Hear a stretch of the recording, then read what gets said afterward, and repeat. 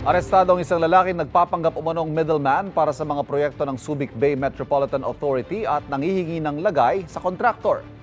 Nagsasagawa na ng sariling investigasyon ng SBMA at may unang balita si John Consulta.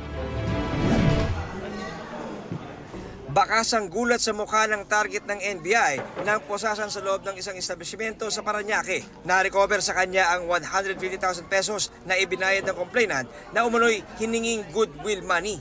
Ayon sa NBI, ang alok daw ng grupo, kaya raw nilang padalunin ang kontraktor kapalit ng lagay na 5% sa halaga ng proyekto sa SBMA. Yung subject natin, humingi muna ng 150,000. So, inayos natin yung 150,000 and then sinamahan na natin yung complainant. Kinasana natin yung entrapment. Paniwala ng NBI, may mga kasama na tagaloob ang suspect. Narinig mismo namin kung sino kausap niya at nakita namin kung sino ka-transaction niya.